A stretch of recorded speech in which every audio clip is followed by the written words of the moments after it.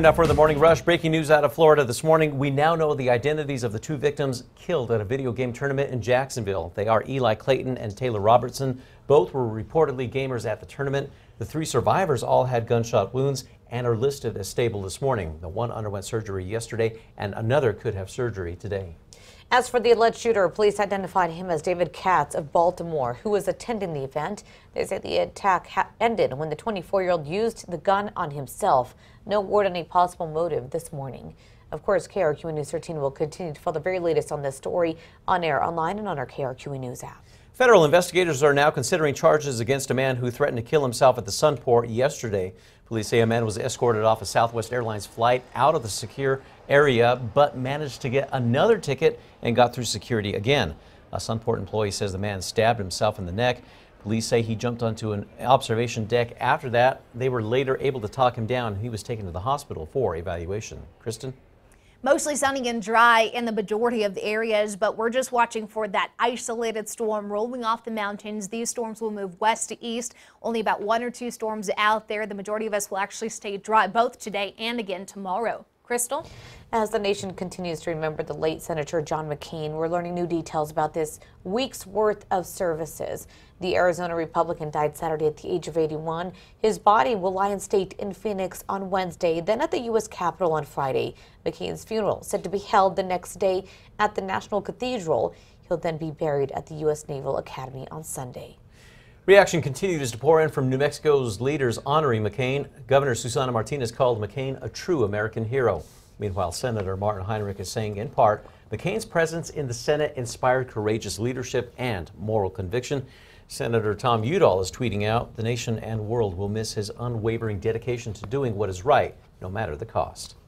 And KRQE News 13 will continue to follow the tributes and plans leading up to McCain's funeral. You can find this on air, online, and on the KRQE News app. On to new details in the Amalia compound case. This is prosecutors ask a judge to reconsider denying pretrial detention for all 5 suspects. Court documents suggest some of the 11 malnourished children found at the compound reportedly told investigators that Siraj Wahaj and Janie Lavelle were targeting Grady Hospital in Atlanta.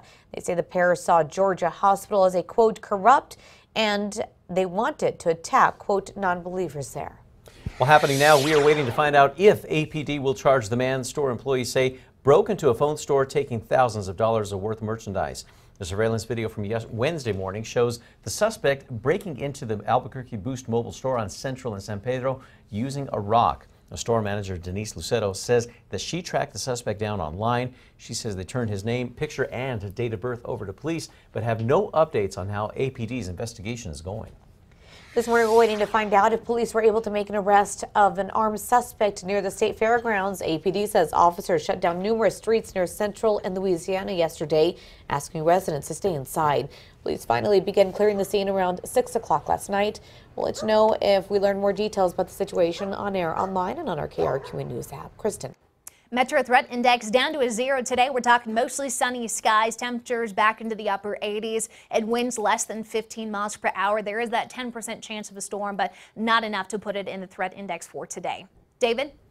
Well, it's not too late to become a volunteer at this year's Balloon Fiesta. Staff says they still need hundreds of more volunteers. Balloon Fiesta staff says that they currently have volunteers called navigators. They help with crowd control, customer service, and even aid in medical emergencies. Now, the navigator manager says they could still use hundreds more. Becoming a navigator gets you into the event with free parking and admission.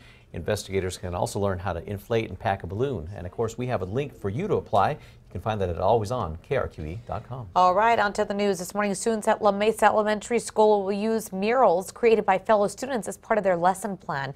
Each individual piece represents personal experiences and history lessons on issues like slavery and immigration. This is the first year teachers at La Mesa will be able to incorporate the images into their lesson plans.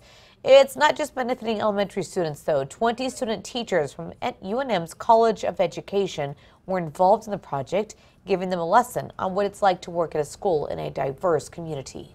Well, happening now, a snapping turtle is in recovery, and caretakers are hoping it can be released back into the wild. Albuquerque Animal Welfare picked up the snapping turtle over the weekend. They say its shell was cracked with a lot of damage underneath. Now, Animal Welfare thinks it got hit by a car at some point. They eventually took the turtle to the Rattlesnake Museum in Old Town. Kristen? Time now for a check on your Monday morning commute. Nothing major out there when it comes to slowdowns. Everything looking pretty normal for this time of morning. Of course, we're going to keep eyes on that throughout the day. Live look at the Big Eye. Everything moving smoothly, just the way we like it. This most valuable vehicle ever auctioned, a 1962 Ferrari 250 GTO, sold for more than $48 million at the annual Monterey Collector Car Show, marking a world record. 3 vehicles topped $20 million. Cars have sold for more in private deals. For instance, a 1963 Ferrari 250 GTO recently reportedly sold for $70 million. Oh, my mouth is watering looking at that car. That's a lot of money, though. Yeah, my goodness. What a beautiful machine. Stay with us. The 5 facts are coming up in 90 seconds. All right, switching gears to the 5 facts. Start with number 5 here. It's not too late to become a volunteer at Balloon Fiesta. Staff say hundreds are still needed this morning.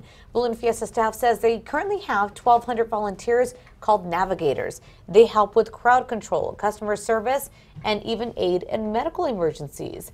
They also say becoming a navigator gets you into the event for free. That's free admission and free parking. Navigators can also go through ballooning classes on how to inflate and how to pack a balloon. If you'd like to apply, we do have a link for you at alwayson.krqe.com. And number 4, new details in the Amalia compound case. This as prosecutors ask a judge to reconsider denying pretrial detention for all 5 suspects in the case.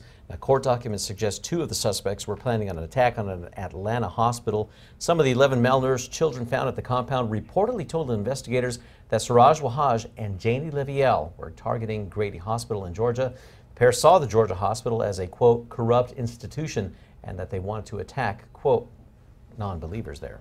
At number 3, that 7-day forecast shows a lot of sun here in Albuquerque, hoping for an isolated shower. But at this point, those dry conditions dominate and the temperatures warming up from the upper 80s today. The 90s kick in tomorrow. We hold those low 90s through the weekend. The overnights in the low to mid 60s. Number 2 now, reaction continues to pour in from New Mexico leaders over the death of Senator John McCain. Governor Susana Martinez called the Arizona senator an incredible public servant and true American hero. Senator Martin Heinrich saying in part, McCain put country before party, adding McCain's presence in the Senate inspired courageous leadership and moral conviction. Senator Tom Udall tweeting out, the nation and world will miss his unwavering dedication to doing what is right, no matter the cost.